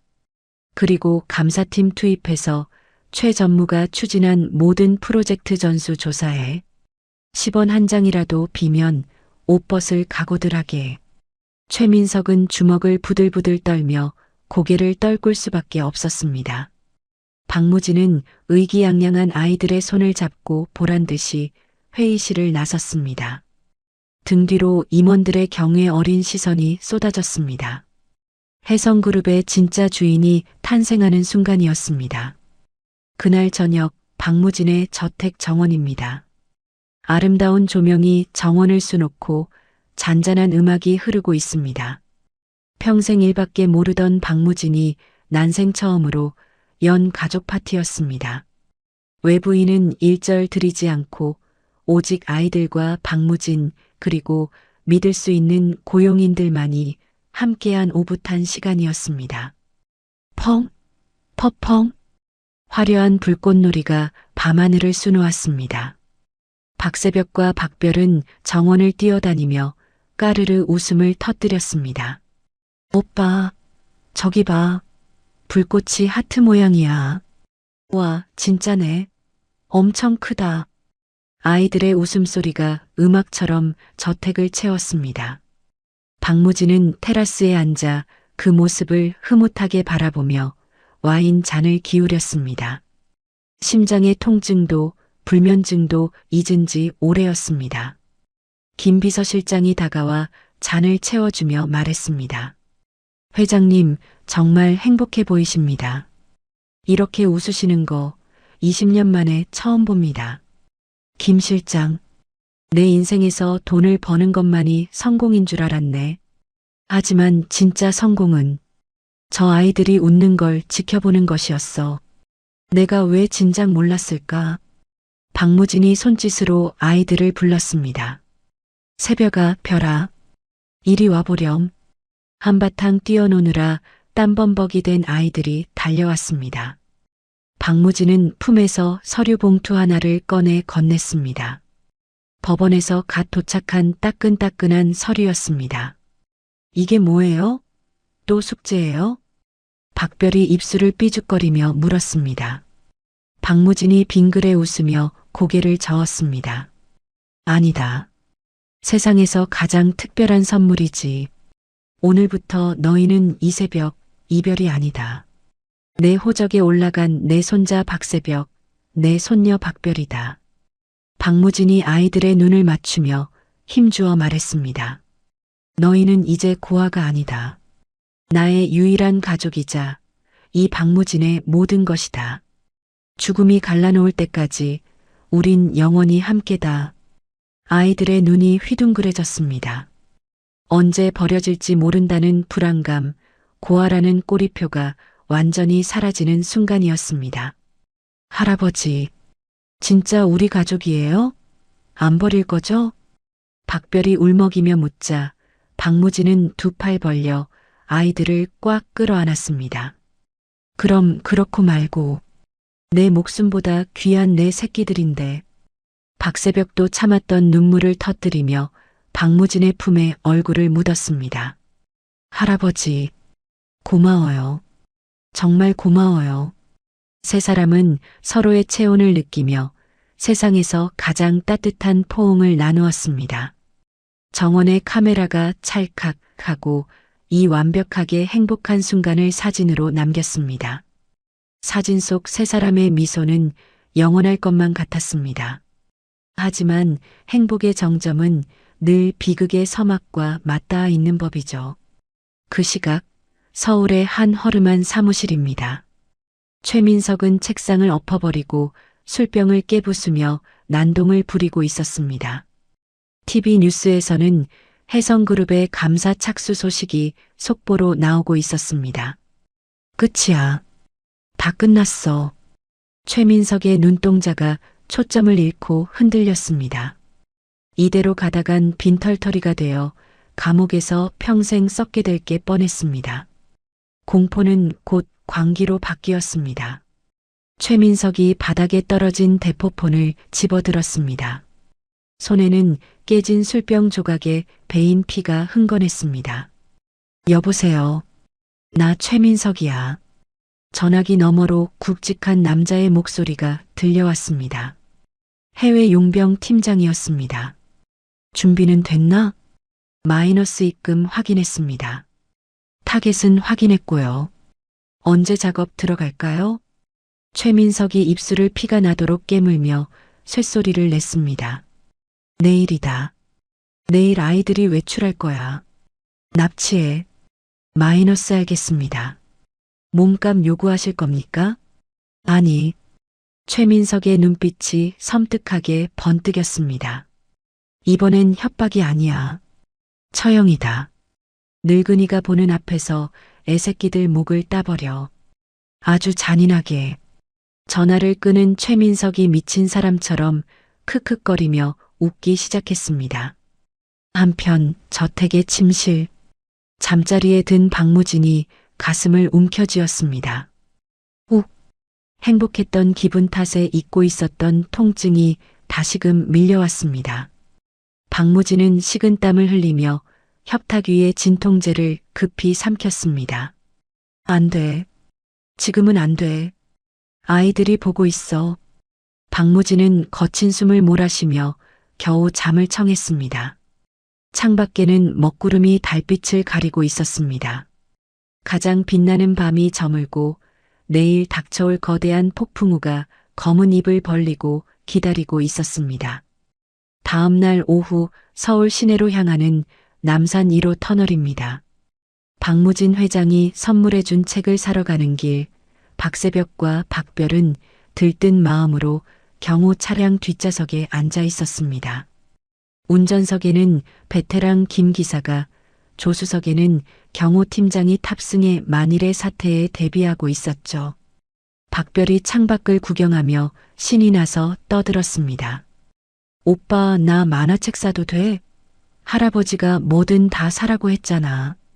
공부책부터 사고 남으면 사. 할아버지 돈이라고 막 쓰면 안 돼. 박새벽이 짐짓 어른스럽게 타일렀지만 그의 입가에도 미소가 걸려 있었습니다. 터널 안으로 들어서자 주황색 조명이 차 안을 비쳤습니다. 평화로운 오후의 외출이었습니다. 그런데 그때였습니다. 끼잉 마이너스 쾅. 앞서가던 대형 덤프트럭이 갑자기 차체를 비틀며 터널을 가로막았습니다. 김 기사가 급브레이크를 밟았지만 뒤따라오던 승합차가 경호 차량의 뒤를 들이받았습니다. 앞뒤가 완전히 막힌 도간의 든쥐 신세가 된 것입니다. 뭐야? 사고인가? 고개 숙이세요. 문 잠가. 경호 팀장이 다급하게 외치며 무전기를 들었습니다. 하지만 무전기는 지직거리는 잡음만 내뱉을 뿐이었습니다. 트럭과 승합차에서 검은 복면을 쓴 건장한 사내들이 쇠몽둥이를 들고 우르르 내렸습니다. 그들의 손에는 특수 제작된 망치와 가스총이 들려 있었습니다. 도련님, 아가씨, 엎드리세요. 쾅! 사내들이 망치로 방탄 유리를 내리쳤습니다. 아무리 방탄이라도 특수 장비 앞에서는 버티지 못했습니다. 유리에 거미줄 같은 금이 가기 시작하더니 이내 와장창 무너져 내렸습니다. 으악! 깨진 창틈으로 최루탄이 날아들어왔습니다. 펑 하는 소리와 함께 매캐한 가스가 차 안을 가득 채웠습니다. 박새벽과 박별은 기침을 하며 눈물 콧물을 쏟았습니다. 콜록, 오빠, 앞이 안 보여. 별아, 내 손 잡아. 박새벽이 허우적거리며 동생의 손을 찾았지만 이미 거친 손길이 아이들을 낚아채 끌어내고 있었습니다. 김 기사와 경호 팀장이 피를 흘리며 저항했지만 수정 열쇠에 밀려 무참히 쓰러졌습니다. 이거 나, 놓으라고. 박별이 발버둥 쳤지만 사내들은 아이들을 짐짝처럼 검은색 스타렉스에 처박았습니다. 문이 닫히고 차가 급출발했습니다. 바닥에 떨어진 박새벽의 안경이 밟혀 산산조각이 났습니다. 같은 시각 혜성그룹 회장 집무실입니다. 박무진은 결제 서류에 서명하며 흐뭇한 미소를 짓고 있었습니다. 이제 곧 손주들이 책을 잔뜩 사들고 와서 제잘거릴 모습을 상상하니 절로 웃음이 나왔거든요. 그때 집무실 문이 거칠게 열리며 김 비서실장이 뛰어들어왔습니다. 평소 침착하던 그의 얼굴이 사색이 되어 있었습니다. 회장님, 큰일 났습니다. 무슨 일이야? 왜 이렇게 호들갑인가? 아이들이 납치되었습니다. 터널에서 습격을. 툭! 박무진의 손에서 만년필이 떨어졌습니다. 잉크가 번지며 결제 서류를 검게 물들였습니다. 박무진의 동공이 급격하게 확장되었습니다. 그리고 정과는 비교도 안 될 만큼 거대한 통증이 심장을 강타했습니다. 크어! 박무진이 가슴을 움켜쥐며 책상 위로 쓰러졌습니다. 심장이 멈출 듯한 쇼크였습니다. 눈앞이 하얗게 변하고 숨이 쉬어지지 않았습니다. 회장님, 정신 차리십시오. 의료진, 의료진 불러. 김 실장이 달려와 박무진을 부축했습니다. 보통의 노인이었다면 그대로 의식을 잃고 쓰러졌을 겁니다. 하지만 박무진은 이를 악물었습니다. 여기서 쓰러지면 아이들은 죽는다. 그 생각이 정신을 붙들었습니다. 박무진이 떨리는 손으로 책상 서랍을 열었습니다. 그곳에는 비상용으로 준비해둔 강력 강심제 주사기가 있었습니다. 부작용이 심해 의사 없이는 절대 사용하지 말라던 약물이었습니다. 회장님, 안 됩니다. 그건 위험합니다. 김 실장이 말렸지만 박무진은 주저하지 않았습니다. 푹. 박무진이 주사 바늘을 자신의 허벅지에 냅다 꽂았습니다. 으아. 박무진이 짐승 같은 비명을 질렀습니다. 약물이 혈관을 타고 돌자 심장이 터질 듯이 박동했습니다. 식은 땀이 비 오듯 쏟아졌지만 흐려지던 의식이 번쩍 돌아왔습니다. 박무진이 충혈된 눈으로 김 실장의 멱살을 잡았습니다. 내 차 대기시켜. 그리고 블랙가드 전원 집합시켜. 하지만 회장님 몸 상태가. 잔말 말고 시키는 대로 해. 내 새끼들이 잡혀갔단 말이다. 박무진이 피를 토하듯 울부짖었습니다. 띠링 마이너스. 그때 박무진의 개인 휴대전화가 울렸습니다. 영상 통화였습니다. 발신자 표시 없음. 박무진이 떨리는 손으로 통화 버튼을 눌렀습니다. 화면 가득 비친 것은 도심 외곽의 peneng동 창고였습니다. 손발이 묶이고 입에 청테이프가 붙은 박새벽과 박별이 차가운 바닥에 내동댕이 쳐져 있었습니다. 그리고 그 뒤로 최민석 전무가 광기 어린 미소를 지으며 나타났습니다. 고모부님, 아니 회장님. 선물이 마음에 드십니까? 최민석? 내 놈이 기어이. 감사팀 풀어서 제 목을 조르셨죠? 저도 살려면 어쩔 수 없었습니다. 잘 보세요. 최민석이 박별의 머리채를 잡고 카메라에 들이밀었습니다. 박별이 공포에 질려 눈물을 흘리며 으붑거렸습니다. 박무진의 심장이 찢어지는 것 같았습니다. 그 손 놓지 못해. 아이들 털끝 하나라도 건드리면. 진정하시죠. 아직은 안 죽였습니다. 제 요구 조건은 간단합니다. 경영권 포기 각서와 제 비리 증거 원본. 다 가지고 혼자 오십시오. 최민석이 식칼을 꺼내 아이들의 목 주변을 어슬렁거렸습니다. 경찰 부르면 아시죠? 손가락부터 하나씩 배달될 겁니다. 1시간 드립니다. 아, 알겠다. 갈게. 내가 갈 테니까 제발 아이들은 건드리지 마라. 제발. 천하의 박무진이 애원했습니다. 서두르세요. 여기 좀 춥거든요. 뚝. 통화가 끊어졌습니다. 박무진은 지팡이를 짚고 비틀거으며 일어섰습니다. 다리가 후들거렸지만 눈빛만은 살기를 띠고 있었습니다. 그는 옷걸이에 걸린 코트를 집어들었습니다. 가자. 사냥할 시간이다. 도심 외곽의 peneng동 창고입니다. 냉동기가 멈춘 지 오래된 창고 안은 바깥보다 더 음산하고 추웠습니다. 박새벽과 박별은 서로의 체온에 의지한 채 바들바들 떨고 있었습니다. 입에는 테이프가 붙어 있어 말도 할 수 없었죠. 주변에는 최민석이 고용한 용병들이 쇠파이프를 들고 감시하고 있었습니다. 그 중앙에는 난방을 위해 켜둔 구형 전기난로가 위태롭게 서 있었고 그 옆에는 놈들이 쓰다 버린 폐유통이 굴러다니고 있었습니다.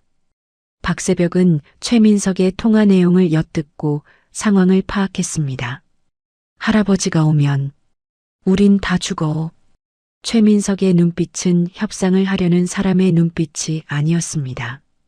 그는 박무진이 도착하는 순간 이 창고를 통째로 날려버릴 작정이었습니다. 할아버지도 죽고 우리도 죽는다. 박새벽의 눈동자가 빠르게 돌아갔습니다. 이대로 기다릴 순 없었습니다. 탈출해야 해. 놈들이 방심하고 있을 때 박새벽은 등 뒤로 묶인 손목을 비틀었습니다.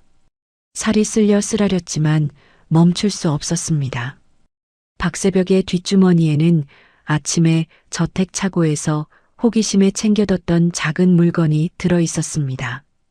운전기사 아저씨가 쓰던 맥가이버 칼멀티툴이었습니다. 손가락 끝에 차가운 금속의 감촉이 닿았습니다. 박새벽이 옆에 있는 박별을 툭 쳤습니다.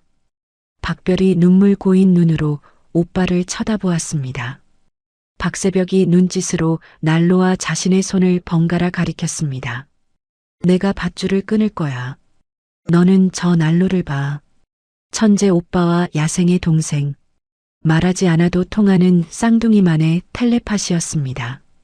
한편 창고 밖에서는 최민석이 휘파람을 불며 기름통을 기울이고 있었습니다. 콸콸 부어라. 아주 화끈하게 보내드려야지. 창고 주변으로 인화성 물질이 흥건하게 뿌려졌습니다. 최민석은 시계를 보며 입맛을 다셨습니다. 이제 곧 박무진이라는 거대한 성벽이 무너지고 자신이 그 위에 설 시간이 다가오고 있었습니다. 하지만 그는 몰랐습니다. 성벽 안에 갇힌 아기 호랑이들이 발톱을 세우고 있다는 것을요. 패냉동 창고 아닙니다. 살을 애는 듯한 냉기와 퀴퀴한 곰팡이 냄새, 그리고 코를 찌르는 석유 냄새가 뒤섞여 숨쉬기조차 힘든 공간이었습니다. 박새벽은 등 뒤로 묶인 손목을 비틀며 이를 악물었습니다. 손목살이 밧줄에 쓸려 피가 배어 나왔지만 지금 멈추면 죽는다는 생각에 고통을 참아냈습니다. 박새벽의 손가락 끝에 차가운 금속이 닿았습니다. 아침에 챙겼던 맥가이버 칼이었습니다. 제발 펴져라. 박새벽이 손가락에 경련이 일도록 힘을 주자 틱하고 작은 칼날이 펴지는 소리가 났습니다. 다행히 놈들은 난로 주변에 모여 낄낄거리느라 그 소리를 듣지 못했습니다. 박새벽은 톱질하듯 밧줄을 긁어대기 시작했습니다. 툭! 질긴 나일론 밧줄이 끊어지는 감각이 느껴졌습니다. 박새벽은 심장이 터질 것 같았지만 표정을 숨기고 옆에 있는 박별을 툭 쳤습니다. 박별이 눈물 젖은 눈으로 오빠를 바라보았습니다. 박새벽이 눈짓으로 난로를 가리키며 고개를 끄덕였습니다. 박새벽이 재빨리 손을 놀려 박별의 손목을 묶은 매듭을 칼로 그었습니다. 박별의 손이 자유로워지는 순간이었습니다. 지금이야, 별아. 박새벽이 입에 붙은 테이프를 떼어내며 소리쳤습니다. 박별이 용수철처럼 튀어올랐습니다. 이 나쁜 놈들아, 다 죽어라. 박별이 온몸을 날려 불안하게 서 있던 구형 전기난로를 2단 옆차기로 걷어찼습니다. 쾅! 쓰러진 난로의 시뻘건 열선이 바닥에 흥건했던 폐유 웅덩이 위로 처박혔습니다. 치잉 마이너스 펑! 순식간에 불길이 솟구쳤습니다.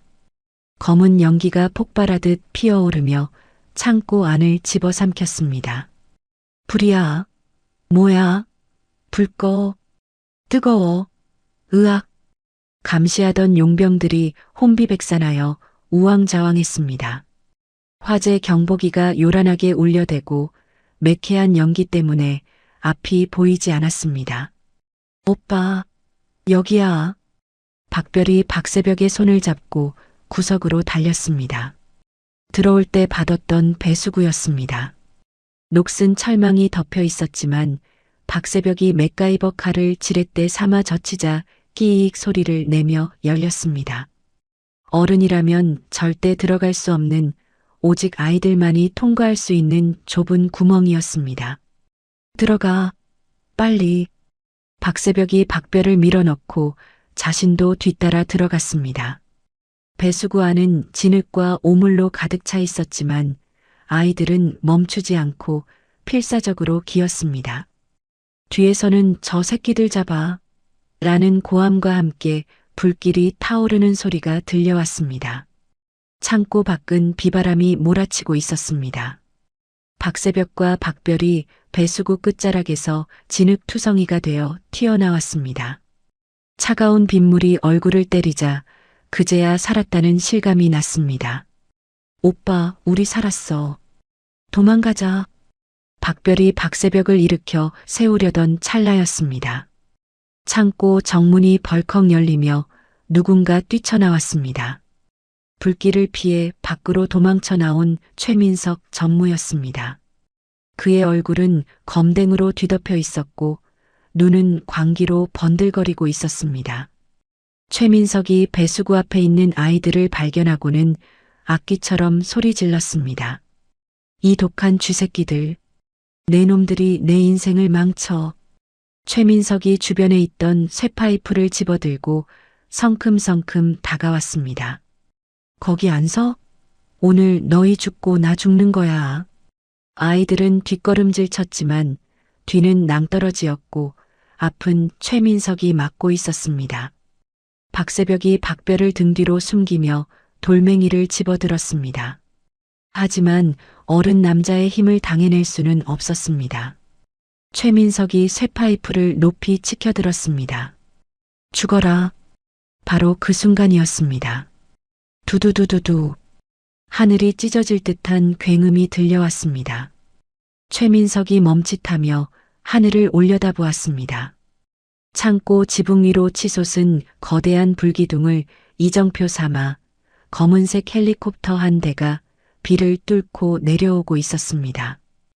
헬기의 강력한 하강풍에 최민석이 휘청거렸습니다.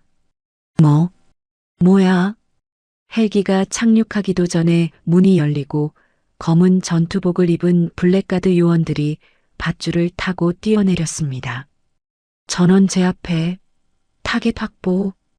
요원들이 순식간에 최민석과 뒤따라 나온 용병들을 덮쳤습니다. 이거 내가 누군지 알아. 으악. 최민석이 발버둥 쳤지만 건장한 요원들에게 제압당해 바닥에 얼굴을 쳐박았습니다. 헬기 프로펠러 소리가 잦아들고 누군가 천천히 걸어 나왔습니다. 링거 바늘을 꽂은 채 흙탕물이 튀는 것도 아랑곳하지 않고 지팡이를 짚고 선 노인. 박무진 회장이었습니다. 회장님? 최민석이 믿을 수 없다는 듯 중얼거렸습니다. 심장이 멈췄다던 노인이 마치 지옥에서 돌아온 저승사자처럼 서 있었습니다. 박무진의 얼굴은 창백했지만 눈빛만은 시퍼렇게 살아있었습니다. 강심제 투혼으로 겨우 버티고 있는 몸이었지만 분노가 그를 움직이게 했습니다. 박무진이 최민석 앞으로 다가갔습니다. 내 심장을 멈추게 한 건 피부치로서 한 번은 봐줄 수 있었다. 박무진이 지팡이를 높이 들었습니다.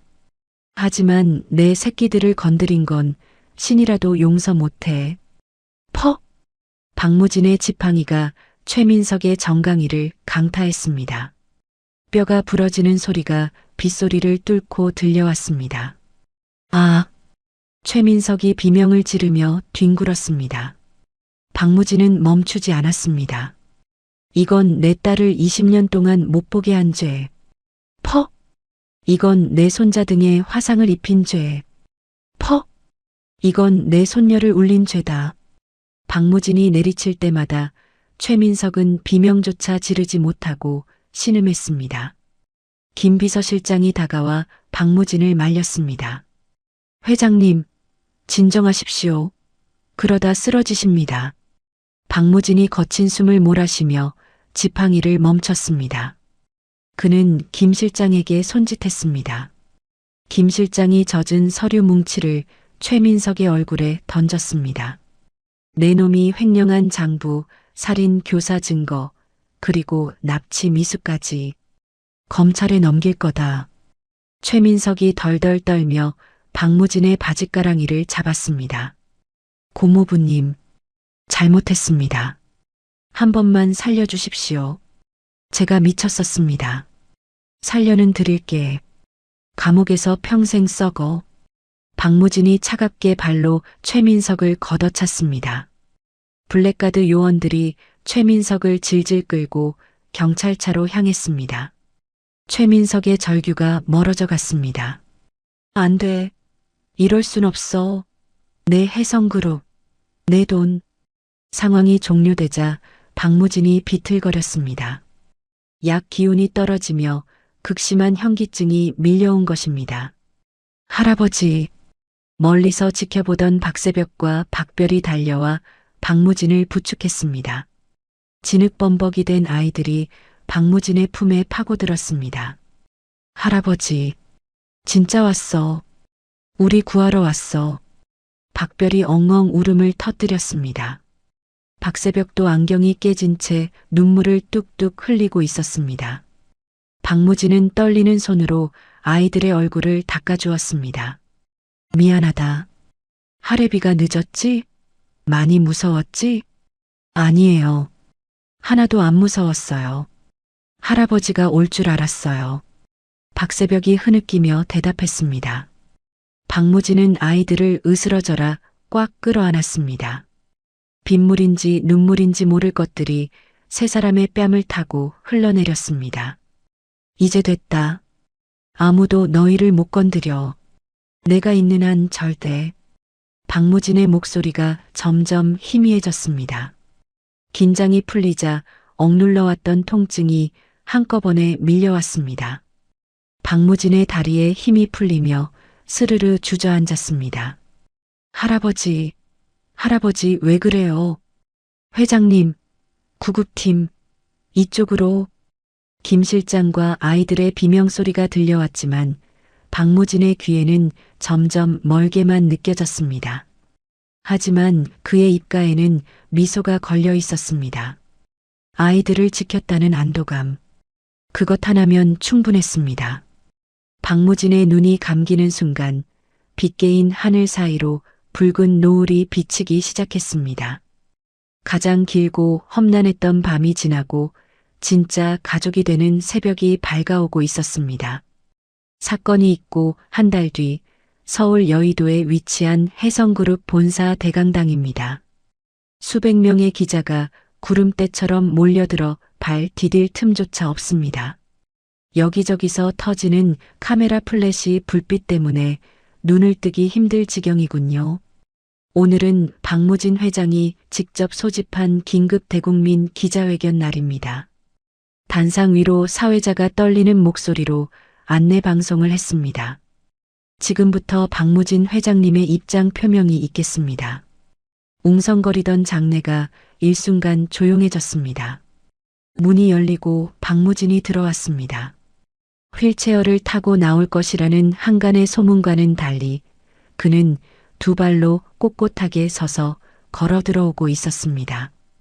비록 지팡이를 짚었지만 걸음걸이에는 힘이 넘쳤습니다. 그리고 그의 양옆에는 말끔한 정장을 입은 박새벽과 단정한 원피스를 입은 박별이 나란히 걷고 있었습니다. 한 달 전 흙탕물을 뒤집어 쓰고 떨던 아이들의 모습은 온데간데 없었습니다. 박무진이 단상 중앙에 섰습니다. 그는 마이크를 잡고 잠시 좌중을 둘러보았습니다. 먼저 제 조카 최민석이 저지른 폐륜적인 범죄로 인해 국민 여러분께 심려를 끼쳐드려 죄송합니다. 박무진이 깊이 허리를 숙여 사과했습니다. 플래시가 기관총처럼 터졌습니다. 박무진이 고개를 들고 단호한 표정으로 말을 이었습니다. 최민석은 저를 독살하려 했고 그것도 모자라 어린 아이들을 납치해 살해하려 했습니다. 이는 인간으로서 아니 짐승만도 못한 짓입니다. 저는 회장이기 이전에 한 사람의 가장으로서 법이 허용하는 가장 무거운 처벌을 받게 할 것입니다. 기자들의 펜 놀리는 소리가 요란하게 들렸습니다. 박무진이 숨을 한번 고르고 옆에 서 있는 아이들의 어깨를 감싸 안았습니다. 그리고 오늘 이 자리에서 여러분께 제 소중한 가족을 소개하려 합니다. 박무진의 눈빛이 따뜻하게 변했습니다. 박새벽, 박별. 이 두 아이는 20년 전 잃어버린 제 딸의 핏줄이자 죽어가던 저를 살려낸 제 생명의 은인입니다. 오늘부로 이 아이들을 제 호적에 입적하고 혜성그룹의 유일한 적통임을 공식적으로 선포합니다. 여기저기서 탄성이 터져 나왔습니다. 고아 출신의 쌍둥이가 하루아침에 재벌가의 후계자가 된 것입니다. 한 기자가 손을 들고 질문했습니다. 회장님, 그럼 경영권 승계도 이 어린아이들에게 하신다는 말씀입니까? 박무진이 껄껄 웃으며 대답했습니다. 경영은 전문 경영인에게 맡길 겁니다. 하지만 제 모든 개인 지분과 재산은 이 아이들에게 상속될 겁니다. 누구도 이의를 제기할 수 없는 제 완벽한 가족이니까요. 박새벽과 박별이 긴장한 듯 마른 침을 삼켰지만 이내 박무진을 보며 환하게 웃었습니다. 수많은 카메라 앞에서도 아이들은 더 이상 주눅 들지 않았습니다.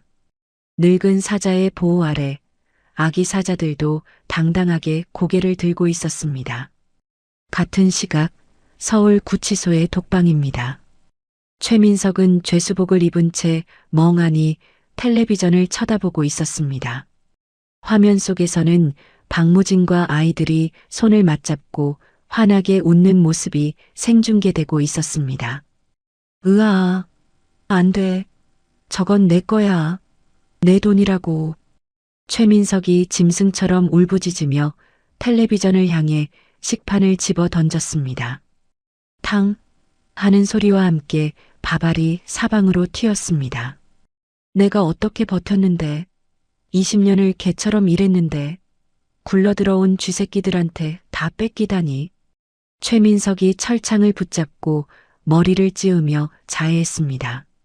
교도관들이 호루라기를 불며 달려왔습니다. 3805번. 조용히 해. 징벌방 가고 싶어? 이거 나는 혜성그룹 회장이 될 사람이야. 니들이 감히 나를. 최민석이 발버둥 쳤지만 교도관들의 곤봉찜질에 제압당해 바닥에 처박혔습니다. 차가운 시멘트 바닥에 얼굴이 눌린 채 최민석은 피눈물을 흘렸습니다. 그에게 남은 것은 무기징역이라는 절망적인 판결과 평생을 감옥에서 썩어야 한다는 현실뿐이었습니다. 탐욕의 끝은 비참한 파멸이었습니다. 강산이 변한다는 10년의 세월이 흘렀습니다. 혜성그룹 본사, 서울이 한눈에 내려다 보이는 최상층 회장 집무실입니다. 80대 중반이 된 박무진이 안락의자에 앉아 창밖을 바라보고 있었습니다. 백발은 성성해졌지만 얼굴에는 온화한 미소가 감돌고 있었습니다. 명예회장님, 들어가겠습니다. 노크 소리와 함께 문이 열리고 훤칠한 키의 청년이 들어왔습니다. 20살이 된 박새벽이었습니다. 그는 이제 혜성그룹의 최연소 부회장이자 최고 기술 경영자 CTO로 성장해 있었습니다. 할아버지, 이번에 발표한 인공지능 프로젝트 반응이 폭발적이에요. 주가가 상한가를 쳤습니다. 박새벽이 태블릿 PC를 내밀며 싱글벙글 웃었습니다. 어릴 적에 날카로웠던 눈매는 여전했지만 이제는 여유와 자신감이 넘쳐 흘렀습니다. 박무진이 안경을 고쳤으며 고개를 끄덕였습니다. 허허, 역시 내 손자야. 그 복잡한 걸 기어이 해내는구나. 너 어릴 때 내 태블릿 해킹하던 솜씨 어디 안 갔어? 에이, 할아버지. 그건 해킹이 아니라 보안 점검이었죠. 박새벽이 능청스럽게 대꾸했습니다. 그때 또 다른 문이 벌컥 열리며 날렵한 정장 차림의 아가씨가 들어왔습니다. 박별이었습니다. 그녀는 법대 수석 졸업 후 그룹의 법무팀과 보안팀을 총괄하고 있었습니다. 보안팀장, 로비 보안 검색 강화해. 쥐새끼 한 마리도 들이지 마. 박별이 무전기에 대고 지시를 내리며 들어왔습니다. 어릴 적 고춧가루를 뿌리던 야생성은 카리스마 넘치는 리더십으로 진화해 있었습니다. 오빠, 또 할아버지 귀찮게 일 얘기야? 의사 선생님이 안정 취하라고 했잖아. 별이 너야말로 그만 좀 해. 할아버지가 무슨 유리로 만든 인형이냐? 과잉보호 좀 작작해. 뭐? 과잉보호? 지난번에 할아버지 댁 담벼락 넘으려던 파파라치 내가 잡은 거 잊었어? 내가 눈 부릅뜨고 지켜야 된다고. 남매가 티격태격하는 모습에 박무진이 껄껄 웃음을 터뜨렸습니다. 그만해라, 이 녀석들아. 내 심장은 너희가 살려놓은 뒤로 10년째 강철 같다니까. 아주 쌩쌩해. 박무진이 자리에서 일어나자 박새벽과 박별이 양쪽에서 자연스럽게 팔짱을 꼈습니다. 할아버지, 오늘 병원 정기 검진 잊으신 거 아니죠? 그래, 별아. 새벽이가 예약 다 해놨다더라. 도망 못 가시게 제가 딱 지키고 있을 거예요. 아이들의 애교 섞인 잔소리에 박무진은 세상 무엇과도 바꿀 수 없는 행복을 느꼈습니다. 세 사람은 통유리 너머로 붉게 물드는 서울의 노을을 바라보았습니다. 가장 낮고 더러운 달동네 골목에서 시작된 인연이었습니다. 생명줄이 끊어질 뻔했던 노인과 세상에 버려졌던 쌍둥이. 그 가느다란 붉은 실들이 얽히고 설켜 이제는 그 무엇으로도 끊을 수 없는 단단한 동아줄이 되어 있었습니다. 박무진이 두 손주의 손을 꼭 잡으며 입을 열었습니다. 고맙구나. 나를 살려줘서. 그리고 이렇게 훌륭하게 자라줘서. 박새벽이 박무진의 어깨에 머리를 기대며 대답했습니다. 저희가 더 고맙죠. 할아버지가 우리를 가족으로 만들어주셨잖아요. 맞아. 우린 영원히 한 팀이야. 할아버지, 오빠, 그리고 나. 박별이 박무진의 손을 꽉 잡았습니다. 맞잡은 새 손 위로 따스한 석양이 내려앉았습니다. 가진 것 없는 고아들이 만들어낸 기적, 그리고 피보다 진한 사랑으로 완성된 가족의 이야기. 해성타워의 유리벽에 비친 세 사람의 그림자가 하나로 겹쳐 보였습니다. 그들의 미소는 저무는 해보다 더 붉고 찬란하게 빛나고 있었습니다. 오늘 들려드린 이야기 어떠셨나요? 가장 차가운 골목 바닥에서 시작된 인연이 결국 서로를 구원하는 가장 따뜻한 생명줄이 되었습니다. 자신의 탐욕을 위해 핏줄마저 배신했던 최전무의 비참한 최후와 서로를 지키기 위해 목숨까지 걸었던 박 회장과 쌍둥이의 모습은 우리에게 진정한 가족의 의미를 다시금 생각하게 합니다. 결국 가족이란 단순히 피를 나눈 사이가 아니라 가장 힘든 순간에 서로의 손을 놓지 않고 곁을 지켜주는 존재가 아닐까요? 악인은 반드시 벌을 받고 선한 사람은 기적 같은 행복을 맞이한다는 이 통쾌한 권선징악의 결말이 답답한 현실을 살아가는 여러분에게 시원한 위로와 희망이 되었기를 바랍니다. 여러분의 삶에도 박새벽, 박별 남매처럼 지친 마음을 일으켜 세워줄 소중한 기적이 찾아오길 진심으로 응원하겠습니다. 이야기를 끝까지 들어주신 분이 계시다면 잘 들었다고 댓글 하나만 남겨주세요. 감사합니다.